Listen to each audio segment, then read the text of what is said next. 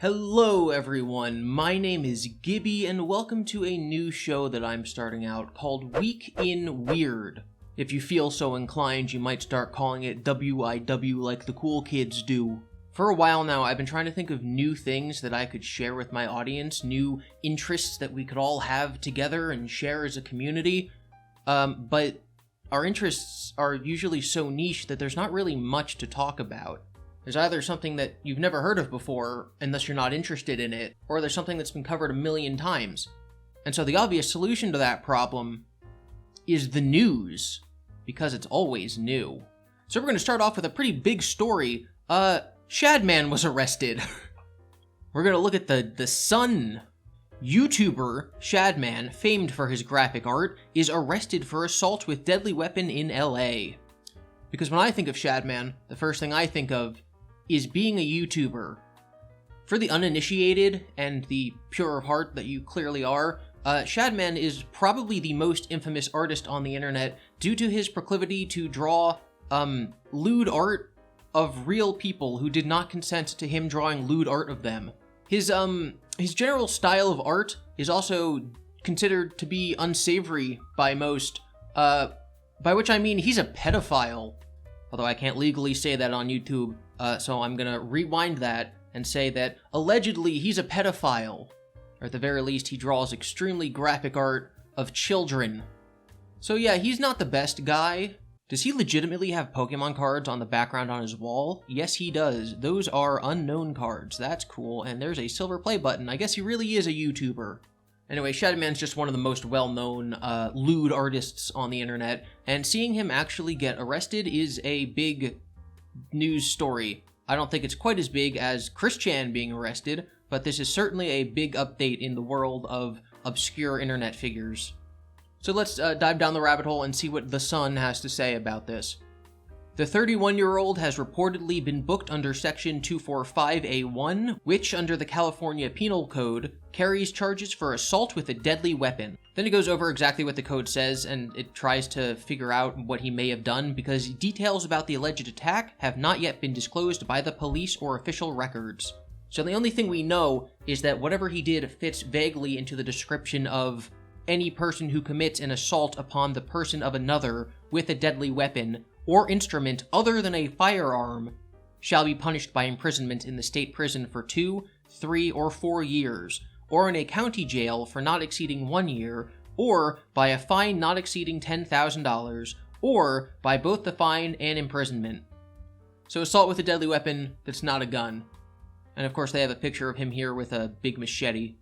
Twitter user Kiki Farms also posted documents appearing to show Shadman had been arrested. That's my favorite forum site. The Kiki Farms.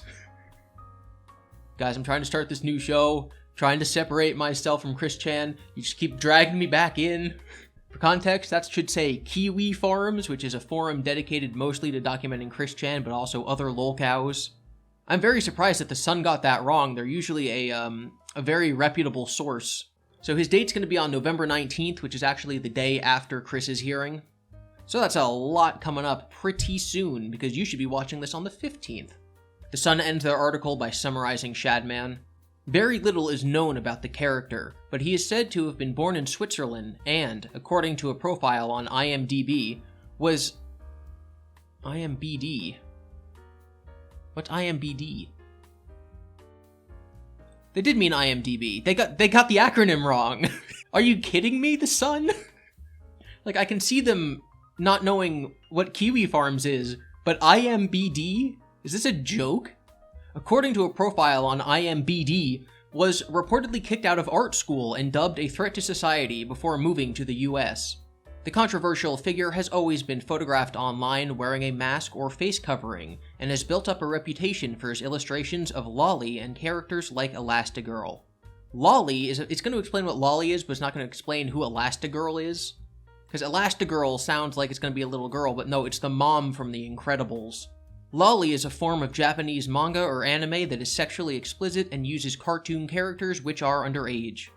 Shadman launched his website Shadbase in 2009 and started his YouTube channel the following year, but in 2019 he announced he was going to stop drawing lolly and pornographic art due to the controversy it was receiving, and I guess he then decided to assault someone.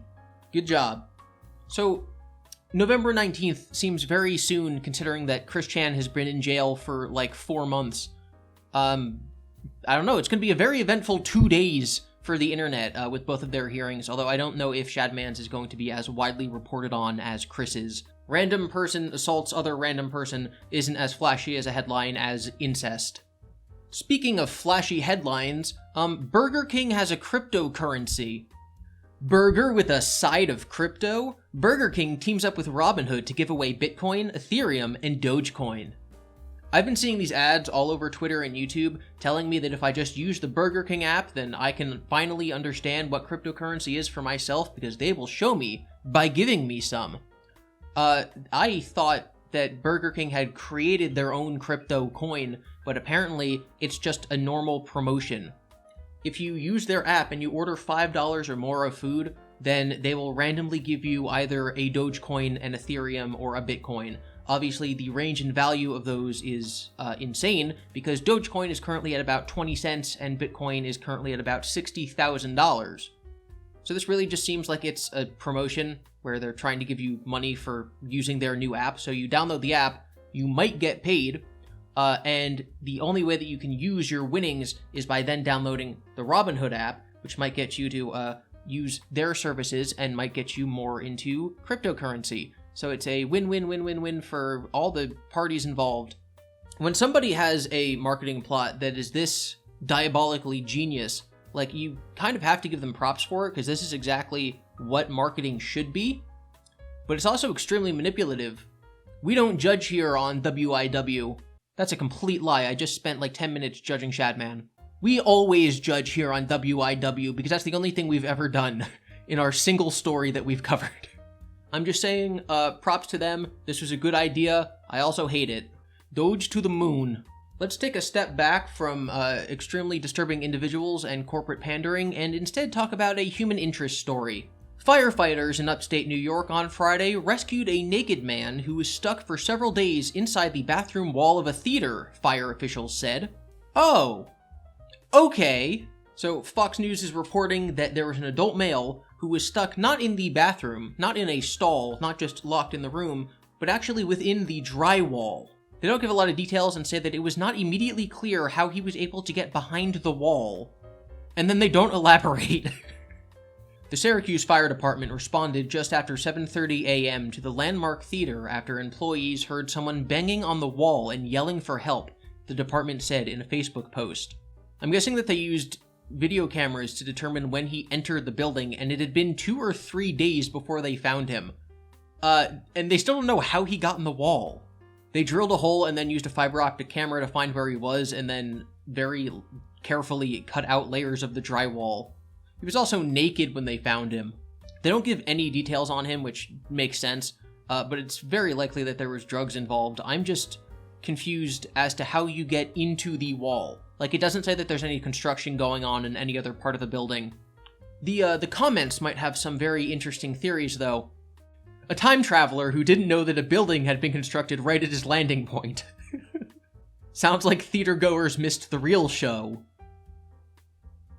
Maybe he was trying to be a stud. You nailed it. And our last story for today is something that Twitter was obsessed with, and as we all know, Twitter speaks for the entire internet, and of course the entire millennial population in general, and they were very upset about something that happened with the new Pokemon games. Very soon, Pokemon Brilliant Diamond and Shining Pearl will come out for the Nintendo Switch, and the ROM for Brilliant Diamond has already leaked online. In case you're not a gamer, the way that cartridge-based games work on systems like the Nintendo Switch is they take what's called a ROM file and put it on the cartridge, and the system's able to read it. You can actually take the ROM file off of the cartridge and put it onto a computer. If you create a program called an emulator, you can then emulate the Nintendo Switch and play it on your computer. So the ROM for the new Pokemon game Brilliant Diamond was released, and people on the internet started combing through the code trying to find out things about it. In case you're unaware, whenever Pokemon games come out, there's always 2 versions, like Red and Blue, or Sword and Shield, or Ruby and Sapphire, etc., and they always have different content on them. You can find different kinds of Pokemon, and sometimes there's different dialogues, different events, things like that. They're usually minor changes. What people found by digging through the data of Brilliant Diamond is that all of the data for Shining Pearl, which is its sister game, is actually on the cart along with it. The carts for Brilliant Diamond and Shining Pearl are identical. They're the same game. They just each have the other's content locked behind what's called a flag. It's basically a single switch that's in one position or another that tells the system which file to read. Which means that the company is technically expecting you to pay for 2 games when both games are on one cartridge, and all it takes is one data manipulation to obtain both games. Technically, this is no more scummy than what they used to do. It just didn't used to be possible to bypass their system of having to buy 2 very similar games to get the full experience, but people still got really mad about this. So technically, because the Brilliant Diamond ROM was leaked, that also means that the Shining Pearl ROM was leaked, because all you have to do is change one bit of code and now you have access to both games. This is the original 4chan post. Turns out, Shining Pearl and Brilliant Diamond are the exact same ROM, and there's just a flag that decides which version it is. So you can already play Shining Pearl by just changing the flag, and then there's a picture of him playing it on his modded Switch. So does any of this matter? No! You should not be getting news that matters from random people on the internet. Also, you shouldn't get it from news anchors. Really, anyone. You should only trust news that comes from dreams you have. Everything else has a bias and is fake. Thank you for watching the first episode of Week in Weird. Hopefully I will be able to do this every week. I am planning on making this a series that I film on Sundays and upload on Mondays, so you can hopefully look forward to that. Of course, I will also be making a specific video about Chris Chan's hearing when that day comes, although I probably won't be able to make it the day of the hearing. It's just gonna be way too much news going down at once to make one solid video the day of, so if you want breaking news, you should follow me on Twitter at GiBi_Devin. As for other stories, like an update on the Shadman story, you can probably see that happening here next week. We'll have our first reoccurring segment. I look forward to the comment section talking about how terrible my green screen is. Have a great day, everyone. Let's take a step back from extremely disturbing individuals and corporate... Let's take a step back from extremely disturbing